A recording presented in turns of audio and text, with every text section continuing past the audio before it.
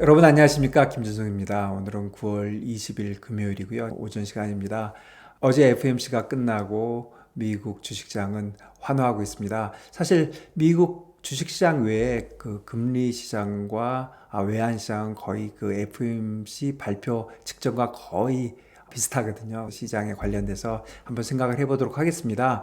한마디로 요약하면 페드는 물가에 대한 자신감을 보였고요. 그 다음에 소프트 랜딩을 지원하기 위해서 이자율을 내리겠다 이렇게 얘기한 것 같습니다. FOMC 보시면은요, 향후 미국 이자율의 불확실성이 상당히 해소된 것 같습니다. 점도표 너무 쉽죠.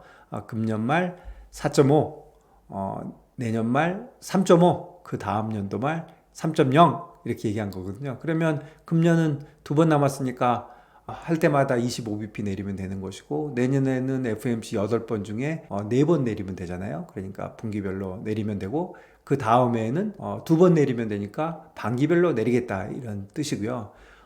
이게 그동안 시장에서 프라이싱 했던 거하고 굉장히 비슷하거든요. 그러니까 FOMC가 상당히 쫓아왔다는 뜻이고요. 그래서 물론 지금 시장은 그거보다 조금 더 낮습니다. 예를 들어서 금년 말은 25가 아니라 50을 한 번 정도 내릴 수도 있어, 이런 얘기도 나오지만 사실 격차가 그렇게 크지 않거든요. 그러니까 결국 페드가 많이 쫓아옴으로써 이자율 불확실성을 상당히 해소했고, 또 페드가 선제적으로 50bp 내린 것도 뭐 7월 달에 안 내린 거를 이제 와서 내렸다 안 내렸다 그런 얘기들이 있지만 그게 중요한 건 아닌 것 같고요. 어쨌든 스트롱 스타트, 그러니까 파월이 얘기한 대로 스트롱 스타트를 해서 내리고 앞으로 물가에는 자신이 있으니 소프트 랜딩을 위해서 한번 보겠다 이런 뜻이잖아요. 그러면 소프트 랜딩을 할지 안 할지 누가 알겠습니까?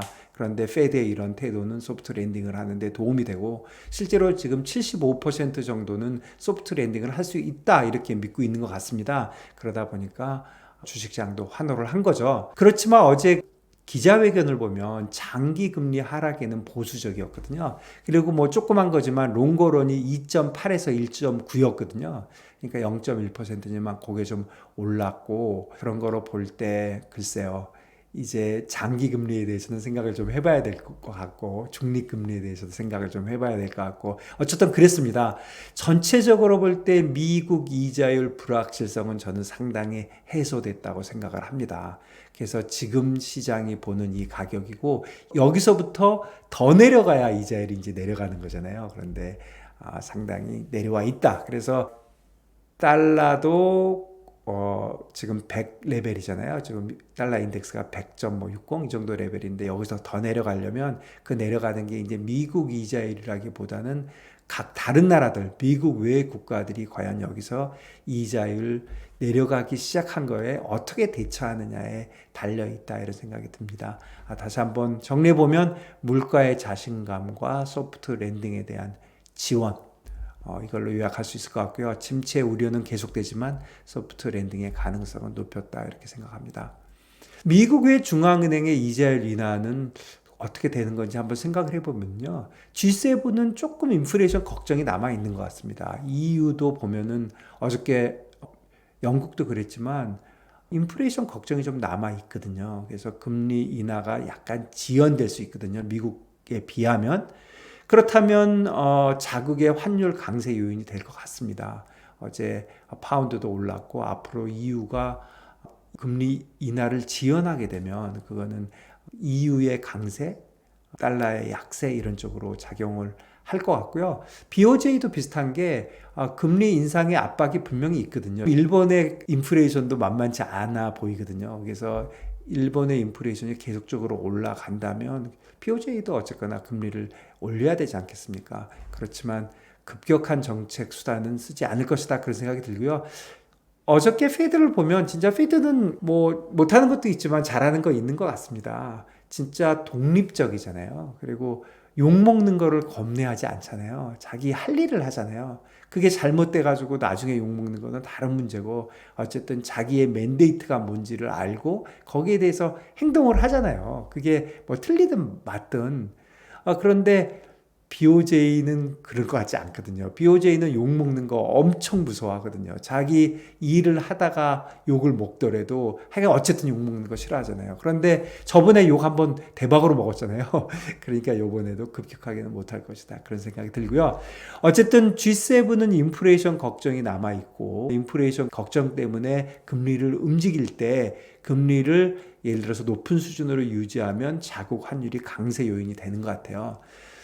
그런데 EM 쪽은 좀 다른 게 각국의 경기가 그야말로 관건이거든요. 이머징 마켓 쪽은 지금 인플레이션 걱정도 비교적 적을 뿐 아니라 사실은 또 인플레이션 걱정보다 진짜 걱정은 경기잖아요. 이 경기에 대한 생각이 관건인데 이쪽은 그래서 한번 생각을 해보면 EM 쪽은 예를 들어서 이자율을 뭐 유지를 했다, 뭐 아니면 높였다. 어쨌든 이자율을 높은 쪽으로 유지를 하게 되면 환율은 어떻게 될까요? 환율은 일반적으로 G7처럼 강세가 될까요?